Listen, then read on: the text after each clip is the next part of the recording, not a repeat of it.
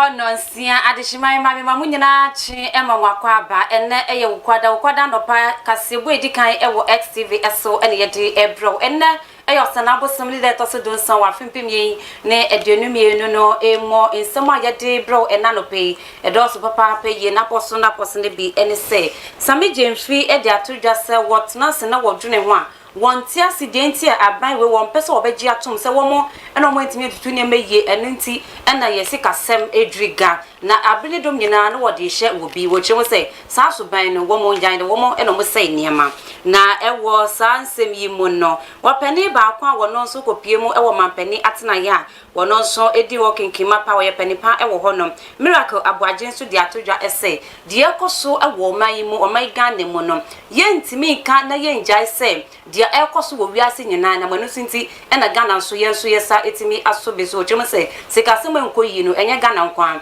na ye wiase nyina ena sikasem etimi aseye na ewo nsem fufuru mu no nso no interior minister de ato eye apostle dom no enim ese same no kase Ghana fo ewo gidie ewo police fo mu nti wo mo hwe na gidie Ghana fo ewo wo mu no mo mo hwe sa gidie no nsem bi kan we ho na be de bro se anapa no nsia kase ewo XTV eso obapa me visa kwesiate eni medin kame ho fiti semra kopem se minute adwunu no bebo apa no nsia ho je opeti de opahwe no enu kuto ena mede ebrewo ubehu me live ewa barefoot intan kese ne so Facebook XTVGH edemu live ite wo hwe no na wo like na wo comment na wo share ma foforo sa itimi asobe eso afetena se na mefa kase boy emu cheche mwankasa enfamon se wo kopie mo ewo NDC chinye ehejobodo amanyoko no ma ne pa ba kwa wono etu nkrapa edima amanyoko no woye kasamafo edima amanyoko no eyopeni sami jemfi woye lawyer wode ababetudwa ese so wotena se na wodwene ho niema ekoso ewo manmo se ne niema nkoyie na ka wo hwe anim se aban no beji atom se ampa ya ntutu niema yie ye ne ya nye niema yie enamanu sunti ena Ghana fo edi hia Ghana fo ebre ewo man Ghana mo nanso aban weni na pamfo nyina wo mu bi omenu bia no mbe kasa de omo kenyina ene se endie Ukraine ni Russia ntokwa ena amasikasem edriga endie COVID-19 ena amasikasem edriga endie omampani da John Dramani Mahama wono ena woja eka edigu ho ema wodwure wo pisase adenti na ban we for the one pre-back up want me tenase na won kase ane yen ne ya nyanya meye enunti ena sikasem enkoye na abnedom nyina wopo bi ede ahye no wose wodwure ho a wonte ase. You see, what makes the hardships we are experiencing even more painful is that we have a group of people in power who, instead of taking responsibility for their own mess, their own mismanagement, their own recklessness that has brought us to where we are now, always make flimsy excuses for the problems we have on our hands. Every MPP communicator you listen to today is either blaming the problem of our bad debt position and high inflation on COVID-19 or the Russian-Ukrainian war and other global factors, when they know that the root causes of the problem have very... Now, lawyer Sami Jemfi, wono ene communication officer Edima NDC ehejobodo amanyoko no na sa adwumedie na sia director Edima local government and decentralization and rural development Dennis Edward Abuaji woye ekane ekrapem north aban krachi ni dodo na efreno miracles ono so dia babetudwa ese dia Sami Jemfi ekane de wono die woni no enya adwen ba akoko esane se obia di mo dance se wiase nyina niema enkoye wutie nsem a ekoso ewa manama ahodo no so a edene di pefe ese sese no niema mo ayedin enti se niema enkoye ewo man Ghana mo na NPP amanyoko no mampani na dodan kwa kofado ni na pamfo wo mo kasi ampa the wiase nyina ena sei no yentimi nyi mfimo se eye Russia ne Ukraine tokwa COVID-19 e baaye no yentimi nyi enu mfima ni nye yi wo chireche mo se wo hwe ihwehwemu ebeda edi eda nansen ya nkotebu ebeda edi se ye inflation no kwa na ekọ enim akọ akọhuri akọda eye 31 7.7%, which you say, and you're gonna have one and you more ayadi, and you're gonna have one inflation, it me akoso, wabua, maya who do so, almost one inflation, air coso, sabe, pay to one of the war, case, dear cosono, a yasinina, and you're my gun and monkwan. We can't continue to run away from the realities and also try to change the narrations when it comes to the causes of this inflation. And I'll give you a few statistics just to make the point, just to establish the point that there's something going on globally that we can't ignore and pretend as if we haven't seen. Now, a lot of the trade partners that we have, okay, for example, we have Turkey, Brazil, Vietnam, USA, UK, India, Switzerland, Ukraine, Russia. These are trade partners that we deal with, you know, in a lot of these products that you showed, especially the imported ones. Turkey in 2015 was at 7.67% in terms of inflation.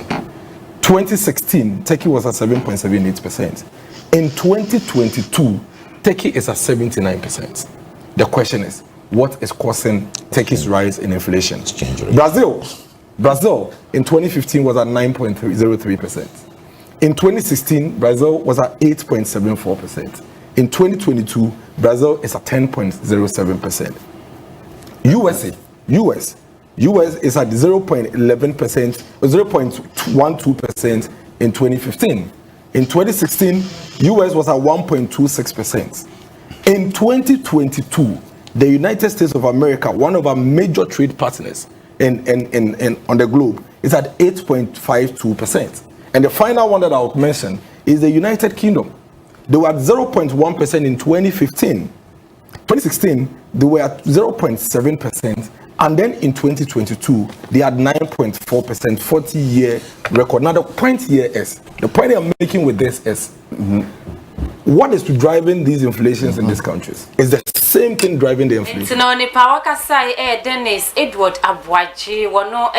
kane abankrachi ni ana wo epiapem north. Mensino mona sa ko matwetwe nyina ekoso e sister station TV3 omudwumedi ba ko mato ndi the key points no say na sa ko matwetwe ekoso a yenso ya monitor ye de bi brewo na yento akase no so ne yefo nkopie mu ewonsem fofrom enu ada ya bo amane se gana mampeni na adodan kweko fado abone homodin body motorbikes ma ko 1500 e de akwakoma eye ahobamboko eye police ko ne so wo moje no mo fani o medwume yesi na be ahobambo Samson ebetimi akon kan na wo konom enye ono kwa na wo ko ye woni interior minister eyo nyam ni Abruzderi woni no ekoye na abra omampeni ekasewi a wodi dwumedi nyina edi ehye Abruzderi ensa na wono so ejina PCA so a wo kasa na wodi ato appose for enim ese Ghana for ewo gidie pa ewo eye police ko no emo wo arehemu ewo police ko no mo nti wo mo hwe na gidie na rehemu a yewo ewo mumu no ma ye nhwe saa gidi wo mo bon homodin so be ye dwumedin wo betimi aboa na bo Ghana for nyina ehu ban motorbikes ye de abro mo no so wo mo hwe so ye mo fambo edwuma. Today we are witnessing yet another intervention by His Excellency the President to make sure that the police is professional, very equipped to meet the challenges of internal security as a lead security agency of this country. In the manifesto of the MPP for the 2016 election, Mr. President set out clearly his targets. One, the goal to make each and every person in Ghana feel secure, therefore exercising that fear syndrome that gripped us. And there were elements in it that he stated. One, to make the police more professional. Two, to make sure that the police is working professionally without the intervention of the perception that they are being controlled by the executive and what have you. He also did what was necessary to give Ghana the paradigm shift. Security was on a back burner. He brought it ahead because he knew that security was a necessary precondition for his economic transformation that he was pursuing. Today, I can say, having been granted the privilege by His Excellency to be the Minister of Interior, that I've watched consistently the empowerment of the police, the equipment of the police, the training of the police, linkages with universities now, and today I can say with pride that the newly recruited police are all-rounders and is moving forward the agenda to achieve what the president wanted. I can feel people having confidence in the police now and therefore feeling more secure. But it's not over. Today we are witnessing Interior Minister Unyamni Abruzderi and awetime akasano na yenso akase no so yahwefo nyina ebeka ye a eye afiwe ye mu megusum ne mu na Electricity Company of Ghana wo di proposal etimedia akoma eye Public Utility Regulatory Commission PURC ese wo mo epe into mu 148 oha mo chichemu oha ne eduana ngotwe sanson na Ghana Water Company fonso wo mo so di wo mo die epe so se wo mo so epe eye 334% into mo se na be ya ebetimi aboa na we ebe cover 2019 ebe pem eye ene day na asemi beto dwano Ghana for si Ghana Water ni FNC no ECG for ademu pese mukuye kra ewo man mu ana 148 ni 334 de eba ne sen na mo pentumu na mo anka sample no service na mo de maye no ye nhada huso adenti na mo pentumu sem na eno no beto dwano ne ho akwa hia se Public Utility Regulatory Commission for PURC for ombebo muhumodin wonna womodi eye enyinama hoodin na FNC no nso hu dwano ye no mo ebe twetwen komo ne ya kyerɛkyerɛ womo na ometimi ate ase na ECG for so akyerɛ omo ede ama PURC for say we ni ye hia we ni enti ene hu behia se monji ntum na za ntum we ye mfama Ghana for mabom humodin ikitawde ni nyina atimi akwawiye ma inu ada womo ede beto dwa ese etumu na womo epe no enya de ebetimi ede ama omo ne mo de ebetimi ede ama omo ese iprempren no eye ECG for na mpose enyama hoden no yatumu oham chichemu aduno son triple ba koninum 27.15% na Ghana Water Fonds no womo de no so womo timi enya 21.55% na enomo so no na asemi beto Ghana for say obrenya mani hu a Ghana for efemu yesanso eba beto kane na FNC no isu mu ana akwakoye arehosem wopene ba akwa wono ukopie mo ewo PURC wodimu kinkima pa we executive secretary edima PURC Dr. Ishmael Aka wono ekyerɛkyerɛ mo ediman sentrefo nienti ekwankwa akohia dia wo mususu ye ni die ba ye ntia impremprem no omwetimi age atom se 27.15% yedima ECG for na FNC no 21.55% no yedima Ghana Water Company no Ishmael eye Aka ekyerɛkyerɛ mo ediman sentrefo. Take Ghana Water, their investment over the past 10 years and how it has been, we adjusted this by inflation again to compare with their figures. Then we invited them to come and defend one, how much the investment will help them reduce losses, serve customers better, and improve their operations. So if you come and you don't really tell us, defend what you put in. So for instance, not Ghana Water, but let's say a particular utility wants to buy, let's say 10 V8 vehicles next year. How is that going to affect customer service? How is that going to reduce losses? If you can't defend that, we can't put it in, because at the end of the day, it's a two-way affair. What you want and what the customer can pay. And if the customer also feel it's not justified, we are the referee, we should not allow that to pass. So are you saying they couldn't justify what they put in? So, as I said,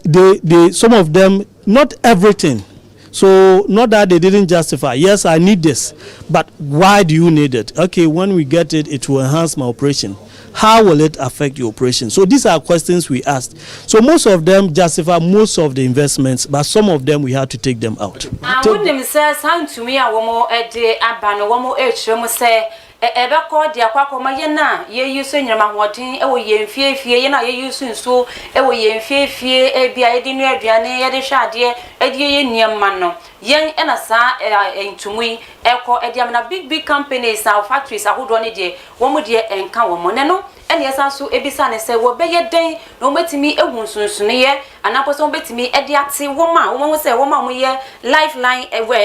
users no and afens no non residential consumers no won be de no metimi ehun sunsun ye do mo nte no yetimi age saa intumu ya wo mo de abe eno so inchiremu a Dr. Ishmael Aka edi bae nini.